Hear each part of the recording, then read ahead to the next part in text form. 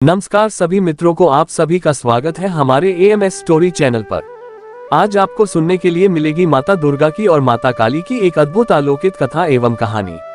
ध्यानपूर्वक जरूर सुने और अपने सभी मित्रों को एवं बच्चों को जरूर सुनाए। चलिए शुरू करते हैं।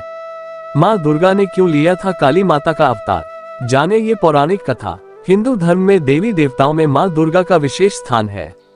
मान्यता है कि दुर्गा माता की आराधना करने से मनुष्य सभी पापों से मुक्त हो जाता है। सनातन धर्म ग्रंथों के अनुसार देवी देवताओं ने सृष्टि को बचाए रखने के लिए समय समय पर कई अवतार लिए हैं। इसी प्रकार मां भगवती दुर्गा देवी ने भी दुष्टों का संहार करने के लिए अनेक अवतार लिए थे। नवरात्रि के 9 दिनों में दुर्गा माता के 9 स्वरूपों की पूजा की जाती है, जिसमें काली माता के स्वरूप का विशेष महत्व है। पौराणिक ग्रंथों में काली माता अवतार के बारे में कई कथाएं प्रचलित हैं। तो आइए जानते हैं पंडित इंद्रमणि घनश्याल से दुर्गा माँ के काली माता अवतार लेने के पीछे की पौराणिक कथा के बारे में। इसलिए माँ दुर्गा ने लिया था काली माता का अवतार।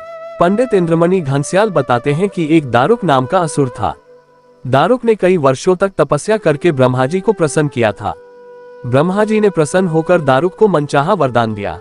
ब्रह्मा जी द्वारा वरदान मिलने पर दारुक देवों और ब्राह्मणों को प्रताड़ित करने लगा। उसके बाद दारुक ने सभी धार्मिक अनुष्ठान, हवन इत्यादि कार्य बंद करवा दिए और स्वर्ग पर भी अपना अधिकार जमा लिया। तब सभी देवता एकत्रित होकर ब्रह्मा और विष्णु जी के पास गए और दारुक के द्वारा किए गए कृत्यों के बारे में बताया। तब ब्रह्मा जी ने देवताओं से कहा कि दारुक का अंत केवल एक स्त्री ही कर सकती है, अर्थात दारुक एक स्त्री के हाथों ही पराजित हो सकता है। तब सभी देवता ब्रह्मा जी और विष्णु के साथ स्त्री रूप में प्रकट हुए और दारुक से युद्ध करने के लिए गए। लेकिन दारुक ब्रह्मा जी के द्वारा दिए गए वरदान के कारण अत्यंत बलशाली हो गया था, इसलिए उसने सभी देवताओं को परास्त कर दिया। उसके बाद सभी देवता ब्रह्मा जी और विष्णु के साथ शिव जी के पास गए और असुर दारुक के बारे में शिव जी को बताया। महादेव ने पार्वती की तरफ इशारा किया। पार्वती ने अपने एक अंश को शिव जी के शरीर में अदृश्य तरीके से प्रवेश कराया। माता पार्वती का वह अंश भगवान शिव के गले में मौजूद विष से अपना आकार धारण करने लगा। भगवान शिव के गले में विष होने के कारण उस अंश ने काले रंग के वर्ण में परिवर्तित होना शुरू कर दिया। उसके बाद भगवान शिव ने उस अंश को अपने शरीर में महसूस करके अपना तीसरा नेत्र खोला। उनके नेत्र खोलने से एक काले वर्ण की स्त्री काली माता के रूप में प्रकट हुई। काली माता के माथे पर भी तीसरा नेत्र था।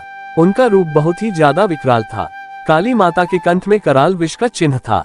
काली माता ने अनेक प्रकार के आभूषण धारण कर रखे थे। उनके हाथ में एक त्रिशूल भी था। काली माता के इस अवतार को देखकर सभी देवता डरकर भागने लगे। माना जाता है कि काली माता के हुंकार मात्र से ही दारुक और अन्य असुर जलकर भस्म हो गए थे। भगवान शिव ने लिया बालक का रूप। काली माता के क्रोध की ज्वाला से संपूर्ण लोक अग्नि में भस्म होने लगा। पूरी सृष्टि को जलता देख भगवान शिव ने एक बालक का रूप धारण किया और भगवान शिव शमशान में जाकर बालक स्वरूप में रोने लगे। जब काली माता की दृष्टि भगवान शिव के बाल स्वरूप पर पड़ी तो उनमें ममता और वात्सल्य का भाव जाग गया। काली माता ने उस बालक को अपने कलेजे से लगाया और उसे स्तनपान कराने लगी। तब शिव रूपी उस बालक ने दूध के साथ साथ काली माता के पूरे क्रोध को भी पी लिया था। माना जाता है कि माता के क्रोध से 8 मूर्तियां उत्पन्न हुई, जिन्हें क्षेत्रपाल के नाम से जाना जाता है। हमारे AMS स्टोरी चैनल को सब्सक्राइब जरूर करें।